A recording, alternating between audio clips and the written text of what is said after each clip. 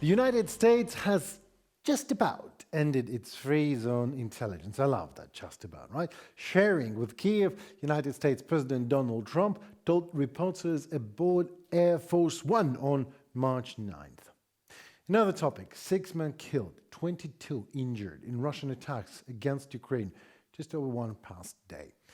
Good afternoon, my name is Enrique and we are UATV English, an English-speaking Ukrainian state media in constant persuasion to deliver hard truth in easy terms, no matter what, for you, for the whole free world, directly from Ukraine.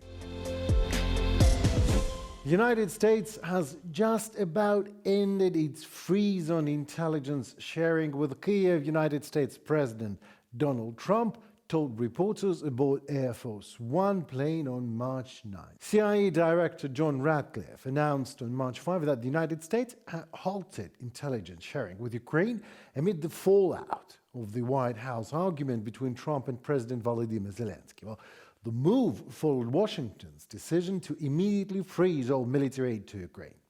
Very Trump-like, right?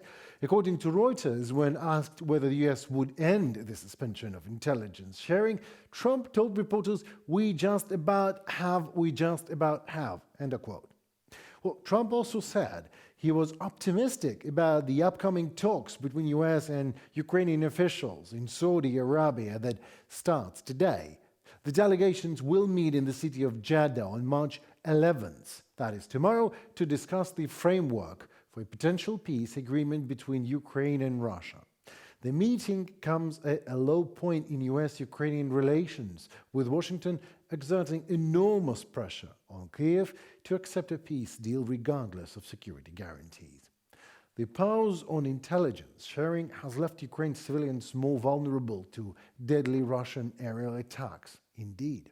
The New York Times reported on March 6 that the freeze could affect crucial warnings about incoming Russian drones and missiles, and this is exactly what is happening.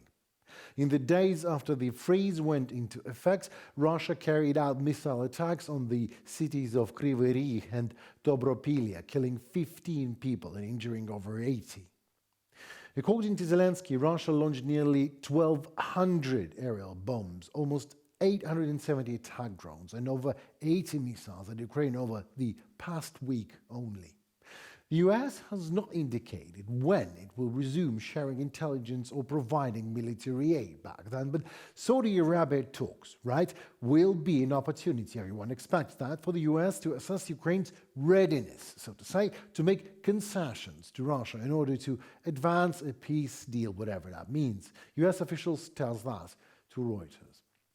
Trump told reporters on March 9th that he believes Ukraine will sign a deal on critical minerals with the US, but that he also wants to see indications that Kyiv is ready for peace. They will sign the minerals deal, but I want them to want peace. They haven't shown it to the extent they should, end of quote, says Trump. Hard truth, in easy terms, is Donald Trump is unpredictable, even to himself. And so is the extent he's talking about. What is that even? I mean, peace at any cost? Now it looks like very much peace in Ukraine for Trump at the cost of a peace of Ukraine for Putin. That much is clear and obvious. At some point, of course, we will all learn what is this extent of Ukrainian sovereignty that Donald Trump wants to feed to his friend Putin. Meanwhile, civilians in Ukraine are dying every day as Putin thanks Donald Trump's absence of intelligence data and military aid for Ukraine. At least 6 people were killed and 22 injured in Russian attacks across Ukraine over the past day only, regional officials reported on March 10th. Ukraine's air forces said it had intercepted 130 of 176 Russian drones launched only overnight, including Shahid-type attack drones. Another 42 drones reportedly disappeared somewhere from radars before reaching their targets, indicating they were likely just decoys meant to overwhelm Ukraine's air defenses. Ukrainian anti-aircraft missiles units, electronic warfare systems, aviation, and mobile fire groups, you name it, repelled the attack. However, this is not what I wanted to talk about.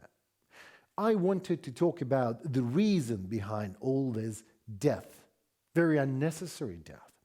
How come if Donald Trump wants peace, and he himself reiterated Zelensky's narratives that nobody wants peace more than Ukraine wants it, why are we, civilians, still dying every day here in Ukraine, Mr. Trump?